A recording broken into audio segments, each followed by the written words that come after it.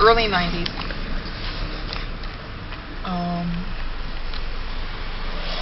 Way before internet.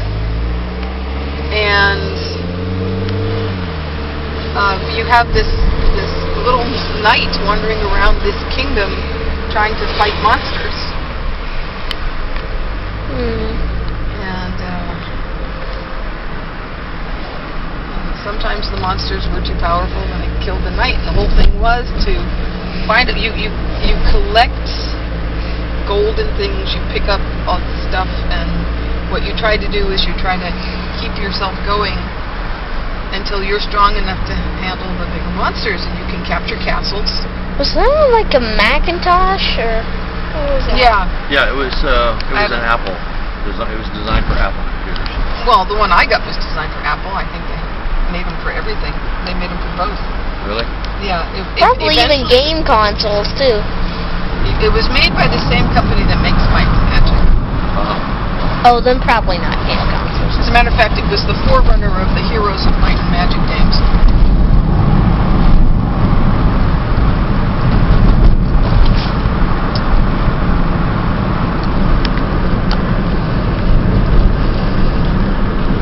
Speaking of, I'm not talking about King's Bounty or whatever. I'm talking about Dr. Jekyll and Mr. Hyde.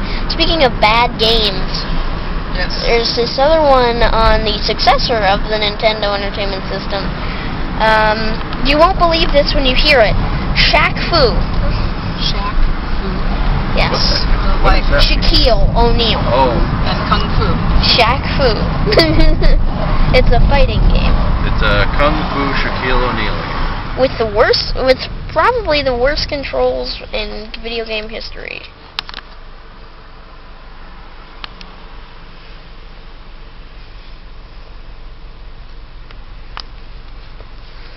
That's considered the second worst video game of all time. So Dr. Jekyll and Mr. Hyde is the worst? Yes, and Now, Shaq Fu is second.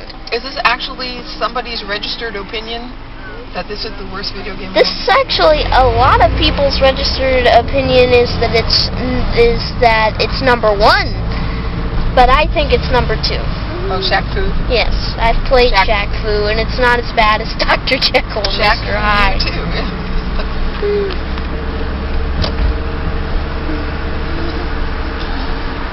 You know, they were actually planning a sequel. So they really did want a Shaq Fu too, huh? Yes. They wanted a sequel, but it never got made. It didn't sell well enough. No, I guess not. It takes a while to put one of those babies together if you do it right. That's crazy. I wonder what they paid Shaquille O'Neal for that. Probably a lot. They had to. They had to. They actually, supposedly, yeah. It's supposedly supposedly though he didn't get paid much. No. He might have gotten a percentage of the profit things. Yeah, well, that wasn't much either. Very much. That's what you do. Is you it didn't sell well. It did not break 1 million sold. It didn't even get 500,000. There you go. It was a low seller. Let me think. Other really bad games.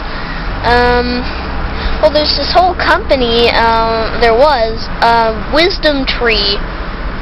That sounds bad already. Dedicated to making unlicensed Bible games for the NES.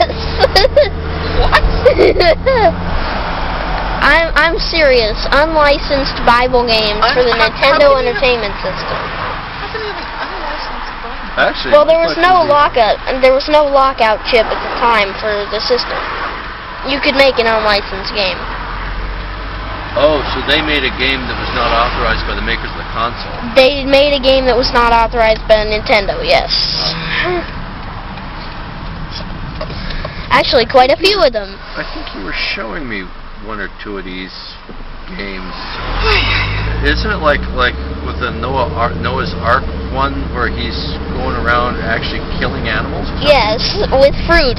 With fruit. And it's a clone of Wolfenstein 3D, just with a few minor changes. Killing animals.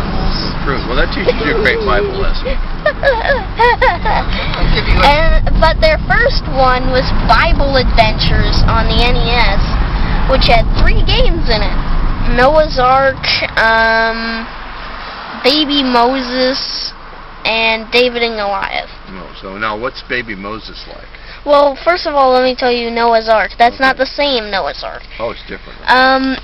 Really fast Noah, really strong, and you're running around picking up sheep, ox, whatever, over your head and bringing them to the ark. What is that? Oh, it's a camera. You're filming this? Yeah. Oh my God. What? I didn't realize you were doing it. What? It's okay, Jen. You're not mad, are you? No. This is a cool conversation. Okay, now what's Baby Moses? Well, Baby Moses is the player plays as Moses' mom, and you have to pick up and carry Baby Moses to the end of the level, and there's all these guards and water and all that weird stuff trying to stop you. You're supposed to put him in the water. Actually, no, you're not. You're supposed to get him to the end of the level. Well, the real Baby Moses went into the water. Yeah, well, they didn't do that. And then the third and final game, David and Goliath, was carrying sheep to a goal. Carrying sheep? You have to hit the giant in the forehead with the rock from your slingshot? No, you don't. Boy, this really teaches you Bible, doesn't it? Okay, let me think. What else do they have?